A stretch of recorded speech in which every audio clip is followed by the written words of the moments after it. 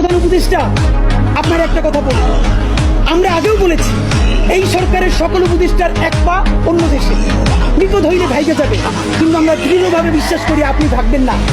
এর প্রমাণ, আপনি যদি ভাগতেন পৃথিবীর কোন দেশ আপনারে রাখতে চায় না বলেন?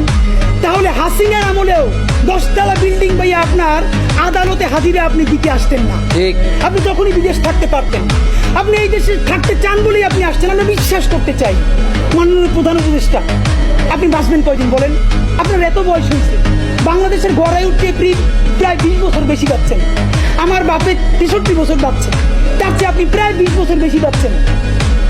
মাঝে মধ্যে মৃত্যু বেঁচে থাকার চেয়ে অধিক। মাননীয় প্রধান উপদেষ্টা, আপনি একটা গবেষণা করেন, বাংলাদেশে গত 50 বছরে কোন রাষ্ট্রপ্রধানের 30 মিনিট 40 মিনিটের বক্তৃতা, রিক্সা চালক, ভ্যান চালক, সবজি বিক্রেতা, বিশ্ববিদ্যালয়ের প্রফেসর, ছাত্র জনতা আধা ঘন্টা বসে তার বক্তৃতা শুনে নজির নাই যেটা আপনারটা হইছে।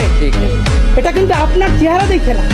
আপনি রাজনৈতিক দল করছিলেন, ফেরও করছেন, কিন্তু এইবার যে আপনার এই বাংলাদেশের পক্ষে হৃদয় নিংড়ে ভালোবাসা, আপনি যখন বক্তৃতা করেন আপনি আর্টিফিশিয়াল কিছু বলেন না, কিন্তু আপনি যখন ঘোষণাপত্র বললেন আপনার চেহারায় আর্টিফিশিয়াল ছাপ।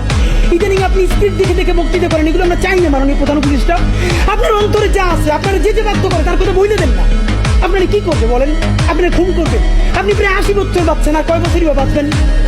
আপনি কি খাবেন, কি বাঁচবেন? আপনি বরং যদি আপনার আর্মি মেরে ফেলে, আপনারা যদি ভারতীয় আধিপত্যবাদ গুলি করেন, আপনাকে যদি হত্যা করা হয়, কিন্তু সেই রক্তের বিনিময়ে যদি আপনি শহীদদের রক্তের বিনিময়ে নতুন বাংলাদেশ গড়ে যেতে পারেন, আগামী 1000 বছর বাংলাদেশের মানুষ নামাজে প্রার্থনায় আপনার জন্য শুধু দোয়া করবে।